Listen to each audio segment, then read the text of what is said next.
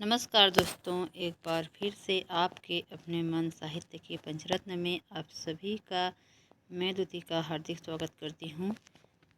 आज आप लोगों के लिए मैं लेकर आई हूँ स्कंदगुप्त नाटक का चतुर्थ अंक का अगला भाग, द्वितीय अंक। हम लोगों ने यहाँ तक पढ़ लिया था, अब इससे आगे पढ़ेंगे। चलिए शुरू करते हैं। नगर प्रांत में पथ, धातु सेन और प्रख्यात कीर्ति। प्रिय वयस्य, आज तुम्हें आए 3 दिन हुए। क्या सिंहल का राज्य तुम्हें भारत पर्यटन के सामने तुच्छ प्रतीत होता है? धातु सेन, भारत समग्र विश्व का है और संपूर्ण वसुंधरा इसके प्रेम पास में आबद्ध है। अनादि काल से ज्ञान की मानवता की ज्योति एवं विकीर्ण कर रहा है। वसुंधरा का हृदय भारत किस मूर्ख को प्यारा नहीं है? तुम देखते नहीं कि विश्व का सबसे ऊंचा श्रृंग इसके सिरहाने और सबसे गंभीर तथा विशाल समुद्र इसके चरणों के नीचे है। एक से एक सुंदर दृश्य प्रकृति ने अपने इस घर में चित्रित कर रखा है।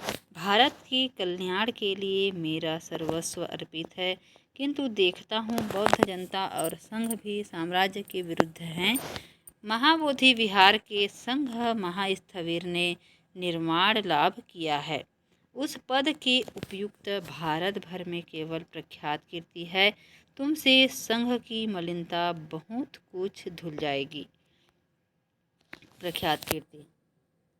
राजमित्र, मुझे क्षमा कीजिए, मैं धर्म लाभ करने के लिए भिक्षु हुआ हूँ, महास्थविर बनने के लिए नहीं। धातु सेन, मित्र, मैं मातृगुप्त से मिलना चाहता हूँ। प्रख्यात कीर्ति, वह तो विरक्त होकर घूम रहा है।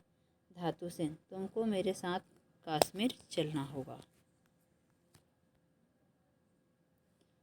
प्रख्यात कीर्ति, पर अभी तो कुछ दिन ठहरोगे। धातु सेन, जहाँ तक संभव हो शीघ्र चलो। एक भिक्षु का प्रवेश। भिक्षु, आचार्य, महान अनर्थ। प्रख्यात कीर्ति, क्या है? कुछ भी कहो, कुछ कहो भी। भिक्षु, बिहार के समीप जो चतुष्पथ का चैत्य है, वहाँ कुछ ब्राह्मण बलि किया चाहते हैं। इधर भिक्षु और बौद्ध जनता उत्तेजित है। धातु, चलो हम लोग भी चलें, उन उत्तेजित लोगों को शांत करने का प्रयत्न करें। सब जाते हैं। बिहार के समीप चतुष्पथ, एक और ब्राह्मण लोग बलि का उपकरण लिए, दूसरी ओर भिक्षु और बौद्ध जनता उत्तेजित। दंडनायक का प्रवेश। दंडनायक, नागरिक गण, यह समय अंतर विद्रोह का नहीं है। देखते नहीं हो कि साम्राज्य बिना कर्णधार का पोत होकर डगमगा रहा है और तुम लोग क्षुद्र बातों के लिए परस्पर झगड़ते हो।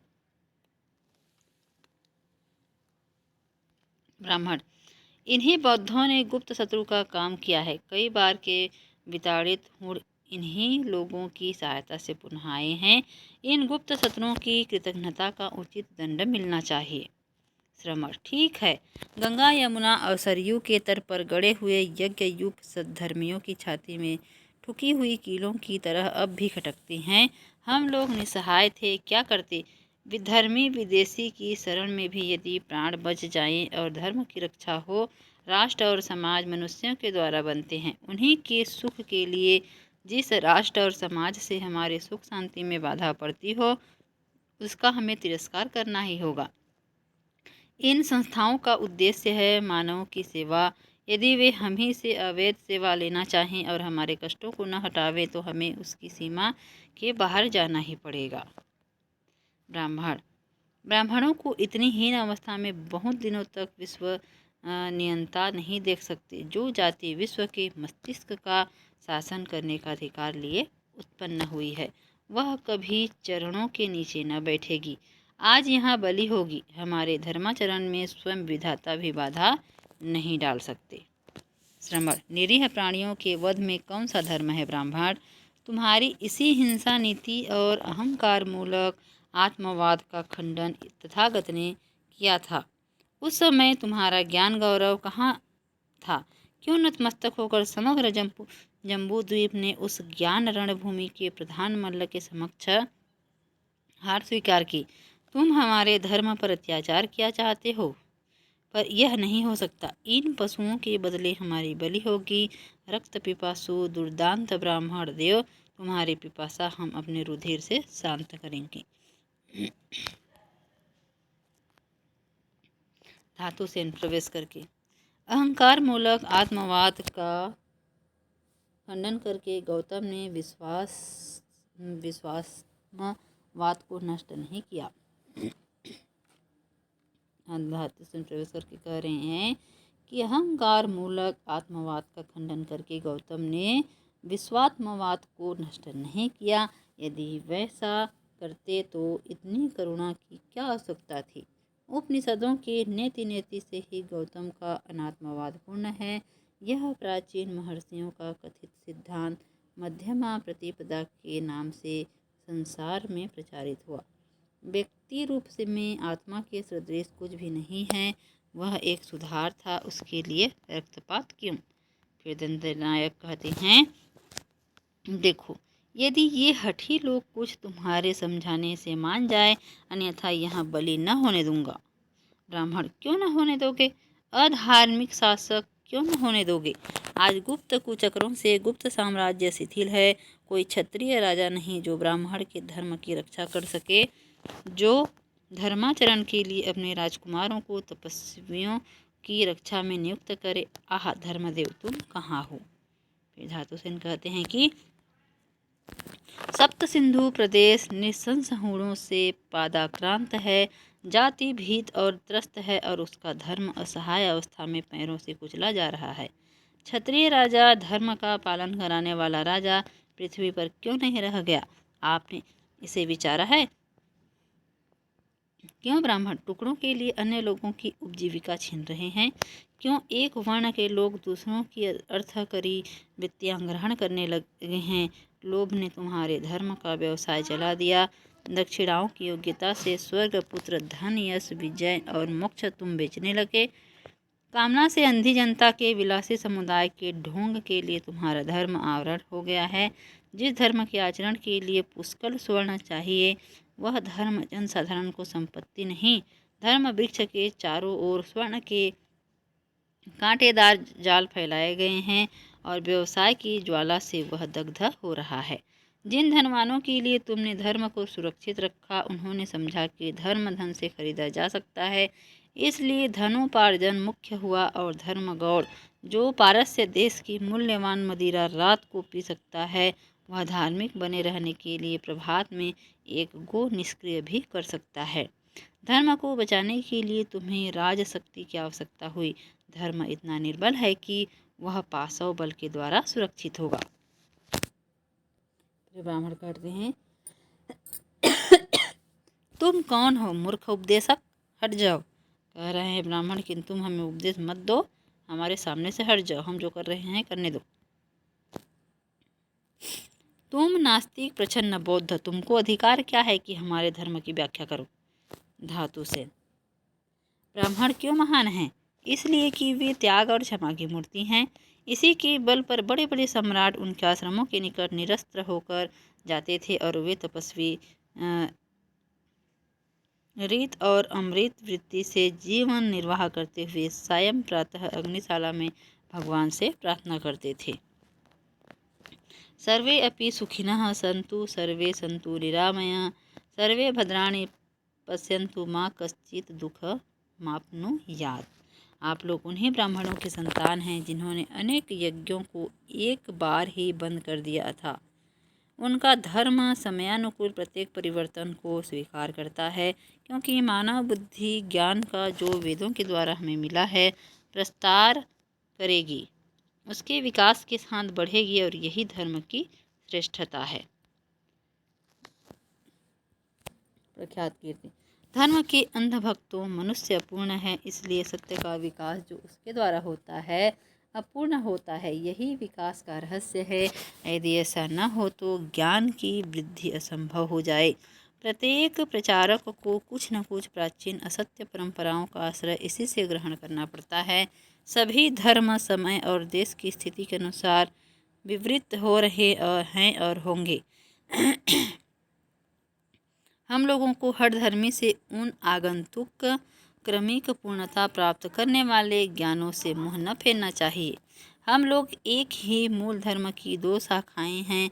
आओ हम दोनों अपने उदार विचार के फूलों से दुख दग्ध मानवों का कठोर पथ कोमल करें। बहुत से लोग ठीक तो है हम लोग व्यर्थ आपस में ही झगड़ते हैं और आतताइयों को देखकर घर में घुस जाते हैं। होड़ों के सामने तलवारें लेकर इसी तरह क्यों नहीं अड़ जाते? दंडनायक: यही तो बात है नागरिक। प्रख्यात कीर्ति: मैं इस विहार का आचार्य हूँ और मेरी सम्मति धार्मिक झगड़ों में बौद्धों को माननी चाहिए।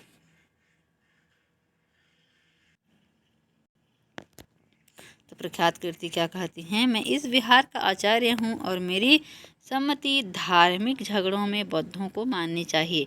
मैं जानता हूँ कि भगवान ने प्राणी मात्र को बराबर बनाया है और जीव रक्षा इसीलिए धर्म है, किंतु जब तुम लोग स्वयं इसके लिए युद्ध करोगे तो हत्या की संख्या बढ़ेगी ही।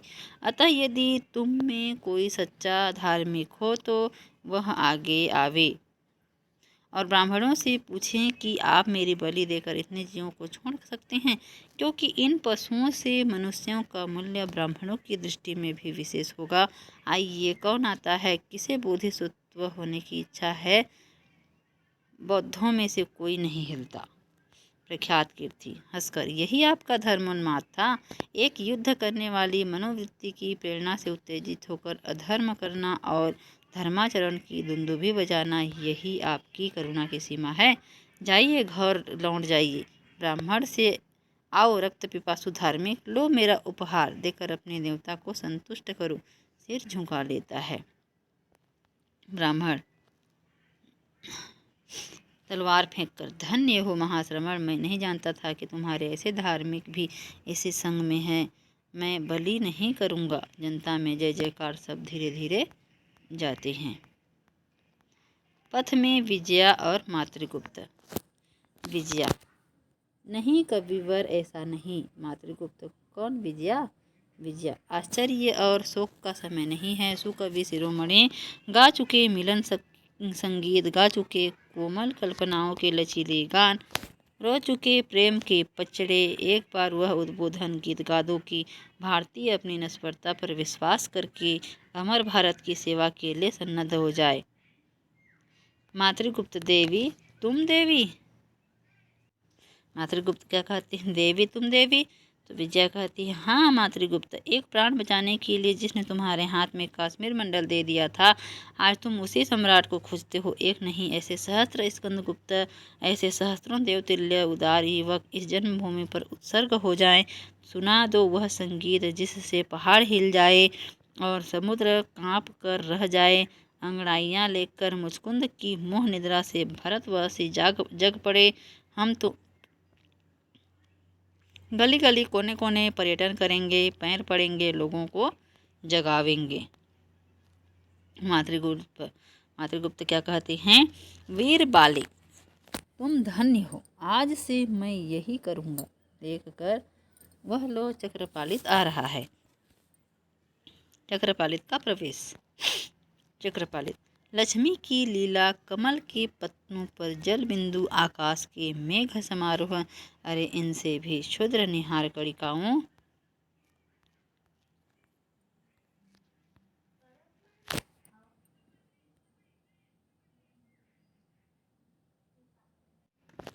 कहते हैं चक्रपालित, अरे इनसे भी क्षुद्र निहार कणिकाओं की प्रभात लीला मनुष्य की अदृष्ट लिपि वैसी ही है जैसी अग्नि रेखाओं से कृष्ण मेघ में बिजली की वर्णमाला, एक क्षण में प्रज्वलित दूसरे क्षण में विलीन होने वाली।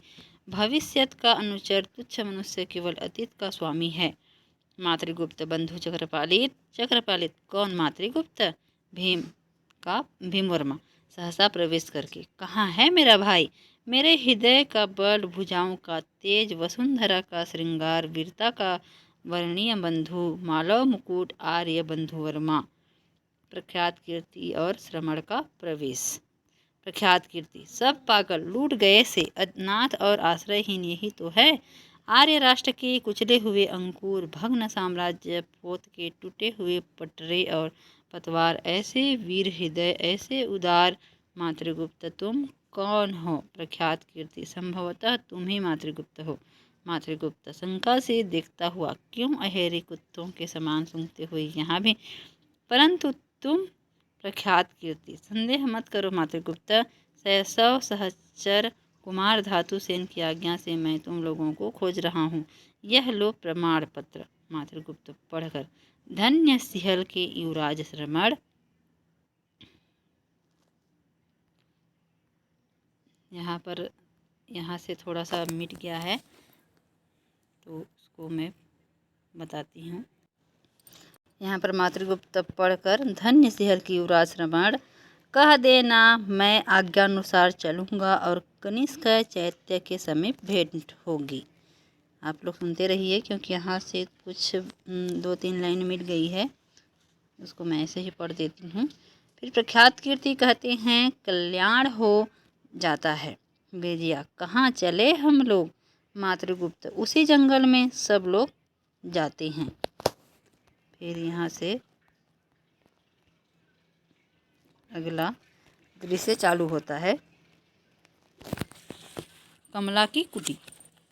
अभी आप सभी को पता है कि कमला कौन है। विचित्र अवस्था में स्कंदगुप्त का प्रवेश। स्कंदगुप्त, बौद्धों का निर्वाण, योगियों की समाधि और पागलों की सी संपूर्ण विस्मृति मुझे एक साथ चाहिए। चेतना कहती है कि तू राजा है और उत्तर में जैसे कोई कहता है कि तू खिलौना है, उसी खिलवाड़ी वटपत्रशाही बालक के हाथों का खिलौना है। तेरा मुकुट श्रमजीवी की टोकरी से भी तुच्छ है। करुणा सहचर, क्या जिस पर कृपा होती है उसी को दुख का अमोघ दान देते हो। नाथ, मुझे दुखों से भय नहीं, संसार के संकोचपूर्ण संकेतों की लज्जा नहीं। वैभव की जितनी कड़ियाँ टूटती है उतना ही मनुष्य बंधनों से छूटता है और तुम्हारी ओर अग्रसर होता है। परंतु यह ठिकरा इसी सिर पर फूटने को था। आर्य साम्राज्य का नाश इन्हीं आँखों को देखना था। हृदय काँप उठता है, देशाभिमान गरजने लगता है। मेरा स्वत्व न हो, मुझे अधिकार की आवश्यकता नहीं। यह नीति और सदाचारों का महान आश्रय वृक्ष गुप्त साम्राज्य हरा भरा रहे और कोई भी इसका उपयुक्त रक्षक हो। ओह, जाने दो, गया सब कुछ गया, मन बहलाने को कोई वस्तु न रही। कर्तव्य विस्मृत, भविष्य अंधकारपूर्ण, लक्ष्यहीन दौड़ और अनंत सागर का संतरण है। बजा दो वेणु मनमोहन, बजा दो हमारे सुप्त जीवन को जगा दो। विमल स्वातंत्र्य का बस मंत्र फूंको, हमें सब भीति बंधन से छुड़ा दो। सहारा उन अंगुलियों का मिले, हाँ, रसीले राग में मन को मिला दो। तुम ही सत हो, इसी की चेतना हो, इसे आनंदमय जीवन बना दो। प्रार्थना में झुकता है उन्मत्त भाव से सर्वनाग का प्रवेश। सर्वनाग, छीन लिया, गोद से छीन लिया। सोने के लोभ से मेरे लालों को सूल पर के मांस की तरह सेंकने लगे, जिन पर विश्व भर का भांडार लुटाने को मैं प्रस्तुत था। उन्हें गुदड़ी के लालों को राक्षसों ने, हूरों ने, लुटेरों ने लूट लिया। किसने आहों को सुना? भगवान ने नहीं, उस निष्ठुर ने नहीं सुना। देखते हुए भी न देखा। आते थे कभी एक पुकार पर, दौड़ते थे कभी आधी आह पर, अवतार लेते थे कभी आर्यों की दुर्दशा से दुखी होकर। अब नहीं, देश की हर एक कानून चिंता बन रहे हैं। धधकती हुई नाश की प्रचंड ज्वाला दिग्दाह कर रही है। अपने ज्वालामुखियों को बर्फ की मोटी चादर से छिपाए हिमालय मौन है। पिघल कर क्यों नहीं समुद्र से जा मिलता? अरे जड़ मुख बधिर प्रकृति के टीले, उन्मुक्त भाव से प्रस्थान। स्कंदगुप्त, कौन है यह? सर्वनाग है क्या? क्या अंतर्वेद भी हूणों से पादाक्रांत हुआ? अरे आर्याव्रत के दुर्देव बिजली के अक्षरों से क्या भविष्य लिख रहा है? भगवान, यह अर्धोन्मत्त सर्व आर्य साम्राज्य की हत्या का कैसा भयानक दृश्य है, कितना विभत्स है। सिंहों की विहार स्थली में श्रृंगाल वृंद सड़ी लोथ नोच रहे हैं। पगली रामा का प्रवेश। स्कंद को देखकर रामा, लुटेरा है तू भी, क्या लेगा मेरी सूखी हड्डियाँ? तेरे दांतों से टूटेंगी, देख तो हाथ बढ़ाती है। स्कंदगुप्त कौन? रामा? रामा आश्चर्य से, मैं रामा हूँ, हाँ, जिसकी संतान को हूणों ने पीस डाला। ठहर कर, मेरी संतान? इन देखिए यहाँ पर इसका बच्चा को मार डाला है हूणों ने, तो ये पगली हो गई है। कौन? रामा। और ये किसकी पत्नी है? सर्वनाग की। इन अभागों की सी वे नहीं थी, वे तो तलवार की बारीक धार पर पैर फैलाकर सोना जानती थी।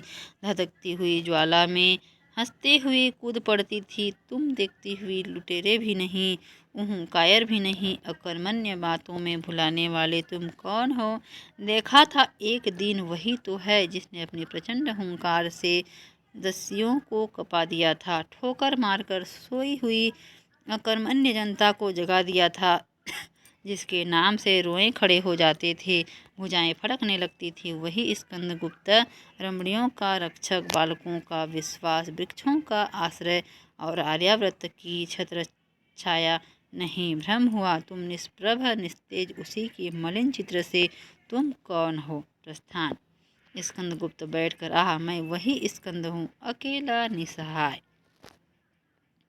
कमला कुटी खोलकर बाहर निकलती है। कमला, कौन कहता है तुम अकेले हो? समग्र संसार तुम्हारे साथ है। स्वानुभूति को जागृत करो। यदि भविष्य से डरते हो कि तुम्हारा पतन ही समीप है, तो तुम उस अनिवार्य स्रोत से लड़ जाओ। तुम्हारे प्रचंड और विश्वासपूर्ण पदाघात से विद्य के समान कोई शैल उठ खड़ा होगा, जो उस विघ्न स्रोत को लौटा देगा। राम और कृष्ण के समान क्या तुम भी अवतार नहीं हो सकते? समझ लो, जो अपने कर्मों को ईश्वर का कर्म समझकर करता है, वही ईश्वर का अवतार है। उठो स्कंद, आसुरी वृत्तियों का नाश करो, सोने वालों को जगाओ और रोने वालों को हंसाओ। आर्यावर्त तुम्हारे साथ होगा और उस आर्य पताका के नीचे समग्र विश्व होगा। वीर। स्कंदगुप्त कौन तुम? भटार्क की जननी। नेपथ्य से क्रंदन, बचाओ बचाओ का शब्द। स्कंदगुप्त कौन? देव के सेना का सा शब्द। मेरा खड्ग कहाँ है? जाता है। देवसेना का पीछा करते हुए हूण का प्रवेश। देवसेना, भीम भाई, मुझे इस अत्याचारी से बचाओ। कहाँ गए? हूण, कौन तुझे बचाता है? पकड़ना चाहता है। देवसेना छुरी निकालकर आत्महत्या किया चाहती है। पर्णदत्त आत्महत्या करना चाहती है। पर्णदत्त सहसा एक ओर से आकर एक हाथ से हूण की गर्दन, दूसरे हाथ से देवसेना की छुरी पकड़ता है। हूण, क्षमा हो पर्णदत्त अत्याचारी, जा, तुझे छोड़ देता हूँ। आ बेटी, हम लोग चलें महादेवी की समाधि पर। कमला, हाँ, कहाँ? वही कनिष्क के स्तूप के पास। देवसेना, हाँ, कौन? कमला देवी। कमला, वही अभागिनी। देवसेना, अच्छा, जाती हूँ, फिर मिलूंगी। पर्णदत्त के साथ देवसेना का प्रस्थान। स्कंद का प्रवेश। स्कंद, कोई नहीं मिला। कहाँ से वह पुकार आई थी? मेरा हृदय व्याकुल हो उठा है। सच्चे मित्र बंधु वर्मा की धरोहर, ओहो। कमला, वह सुरक्षित है, घबराइए नहीं। कनिष्क के स्तूप के पास आपकी माता की समाधि है, वहीं पर पहुंचा दी गई है। स्कंदगुप्त, माँ मेरी जननी, तू भी न रही? हाँ। मूर्छित होता है। कमला उसे कुटी में उठा ले जाती है। फिर पटाक्षेप। यहीं पर चतुर्थ अंक समाप्त होता है दोस्तों। तो आप लोग ध्यान से देख लीजिए, सुन लीजिए, पात्रों को भी देख लीजिए कि कौन कौन से पात्र आए हैं, यहाँ पर कौन कौन से महत्वपूर्ण बात हुई है, उसको भी थोड़ा सा ध्यान से सुन लीजिए, देख लीजिए, पढ़ भी लीजिए, समय मिलेगा तो। आपके लिए बहुत ही महत्वपूर्ण है यह स्कंदगुप्त नाटक। ठीक है दोस्तों, तो चलिए यहाँ पर मैं अपना वीडियो को रोकती हूँ और आप लोगों को मिलती हूँ स्कंदगुप्त नाटक के अगले अंक में और अंतिम अंक में, पंचम अंक में। धन्यवाद दोस्तों।